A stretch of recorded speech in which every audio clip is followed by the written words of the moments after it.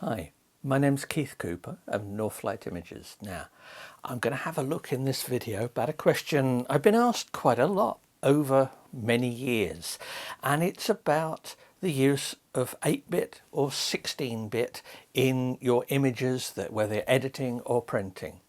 Now, looking at whether you should choose, if you have an option even, of using 8-bit or 16-bit in your files, there are three real areas where this makes a difference. One is working on your files. That's editing them, processing them, doing anything to your files. The second bit is in printing, and that's whether working in 8-bit or 16-bit makes any difference to the quality of your prints. And right up front, I'll say I've yet to come up with a good image that I can print and clearly show the differences. So there may be differences, and I will discuss some reasons as to why you might want to use 16-bit over 8-bit for that. But lastly, I'll have a look at black and white, where it turns out there are sound reasons for using 16-bit in various parts of your workflow.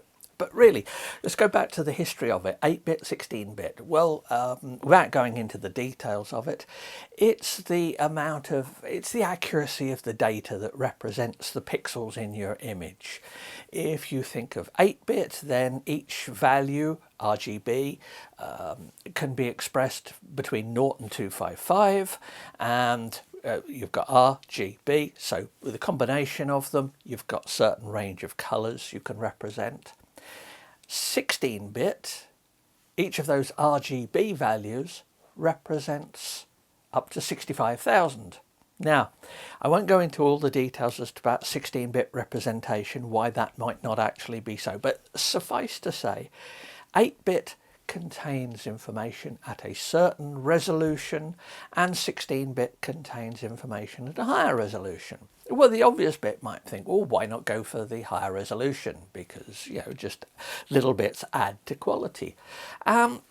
Historically, a lot of operations, if you go back using Photoshop, and I've used Photoshop for 25 years now, there were many operations you couldn't do in Photoshop in 16-bit. Now, I'm not even going to go to 32-bit floating point, HDR and things like that. Those are a completely different area. This is just the basics of 8 or 16-bit. But there used to be sound reasons why you would stick to 8-bit. JPEG files, for example, are essentially 8-bit files. Now, the encoding in the JPEGs is a bit more complex than that, but essentially they're 8-bit files.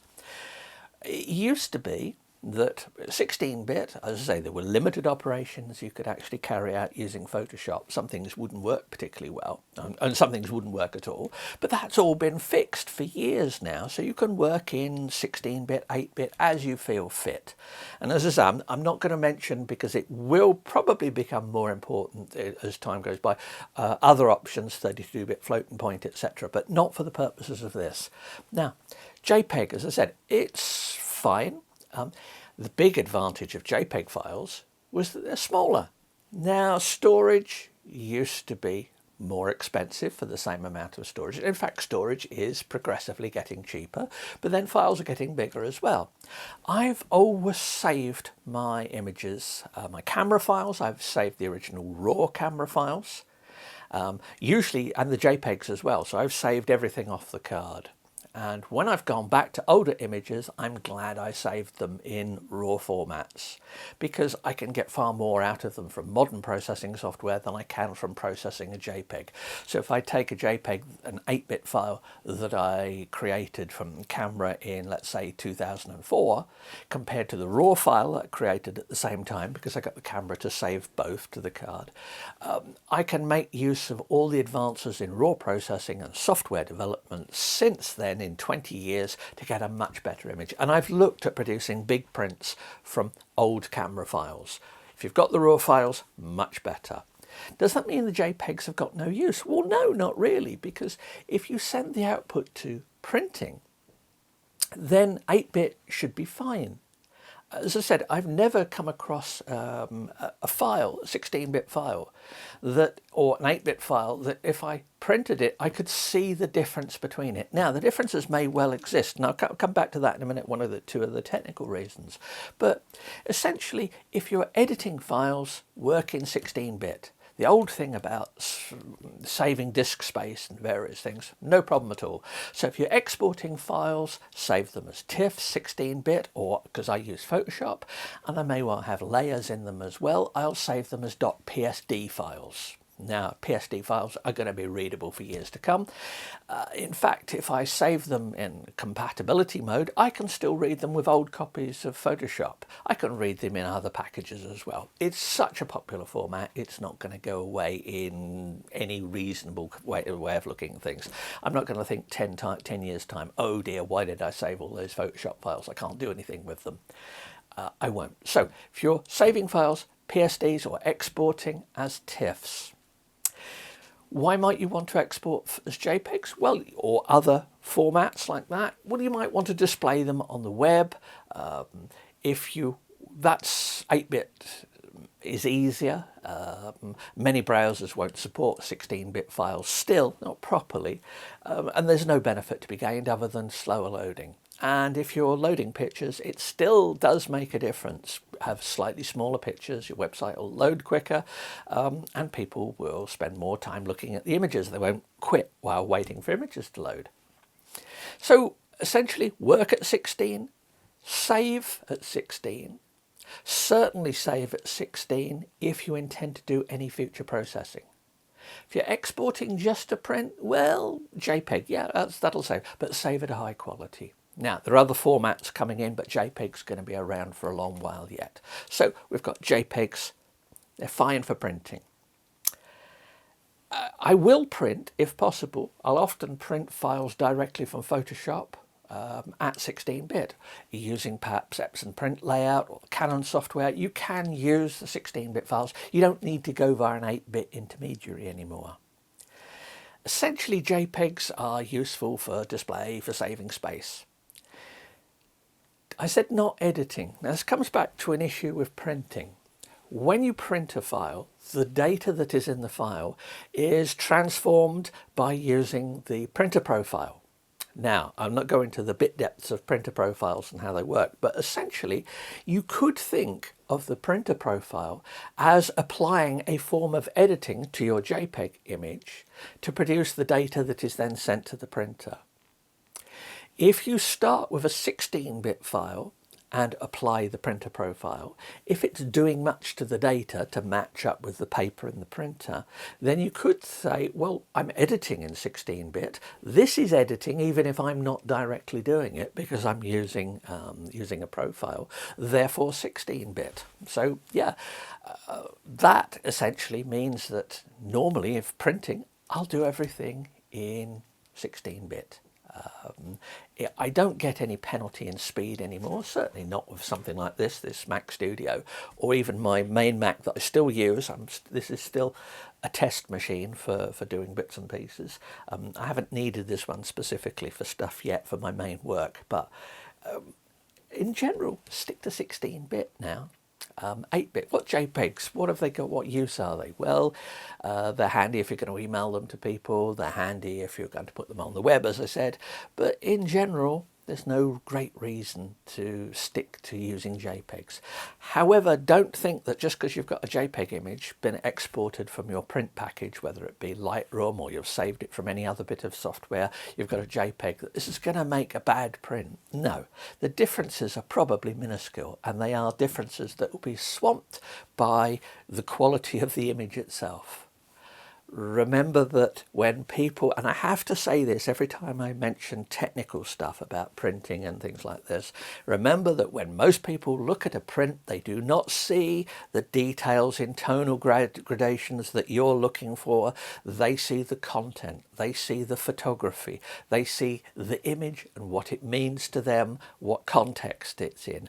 always remember that before you get too bound up in the processing of stuff, that it's about the photo. Rubbish photo to start with, doesn't matter how good your printing and editing is, rubbish photo to start with, rubbish print at the end, or rubbish display on a screen. Now, I mentioned about the printing there, 16-bit. Obviously, this is making a profile. This was for when I was testing the Canon Pro 300. I was making profiles for it. I put a lot goes into the profiles. I make profiles, certainly the ones I distribute with for my reviewers. They are made at the highest quality settings that I can do. They're big files because I want to emphasize quality in them, and that makes big files. But as I said, with JPEGs, the savings are not that much really, not that much importance really. So I will stick with that. I mentioned one other bit, which is about black and white. And this is one I discovered years ago, that if you take a colour image and you convert it to black and white, you want to maximize the amount of color information that is there in the picture that is potentially there for you to use and create tonal variations. Because remember, you've got variations in color and brightness in a color image. You've got just brightness variations in a black and white image. So if you take all that color data, keep that, before you convert it to black and white, keep that color data at as higher resolution and as much data as possible. So I always work, when I'm processing a color file to turn it into a black and white image, I always process the file in a very big color space, ProPhoto for example. Now, because of that, that means I really do need to work at 16-bit. If you're going to be working in something like ProPhoto at all, stick to 16-bit. Working at 8-bit and that, if you do anything to it. Now, I'm going to take that photo, convert that to black and white. Now, I've got lots of stuff about converting to black and white and why the subtleties that you retain in your colour image can really make a difference in a black and white image. Now, when I've got that black and white image, I'll keep it in 16-bit. But even if I'm just editing in 8-bit, well, I shouldn't really be editing in 8-bit, not even for black and white. So if I'm printing, I can print a black and white image at that, but I much prefer to stay in 16. So I hope that gives a bit of clarity to 8 or 16-bit. The question becomes less relevant over the years. It was a question I was asked more often 10 years ago than I have been recently, but I do still get asked about it. So essentially, in a print workflow, I have no use to produce JPEGs at any point of the process. Everything is now done in 16-bit. And as I said, at some point, who knows, I may be working in floating point maths, 32-bit, fully floating point, all sorts of things, but they're not relevant to this. The basic question is, if you've got 8-bit images, keep them in 8-bit. And just be wary of not doing anything too much to them. You might say, well, can I convert them to 16-bit? Yes, you can, but you won't really gain anything. You may get some benefits from processing, but essentially stick in 16-bit all the time. I've got no, other than producing JPEGs just for showing here and in my web articles, I've got no use for it anymore. So if you've got any questions or any aspects of that which are not clear enough, please do ask questions in the comments section for this, because it's people's comments and questions that often give me ideas for new videos and tell me which bits people are having difficulties in appreciating or understanding. So 16-bit, simple answer really these days. No other reason to do JPEGs, I suppose. Anyway, thanks for watching. And please do subscribe to the channel. It is appreciated. Bye.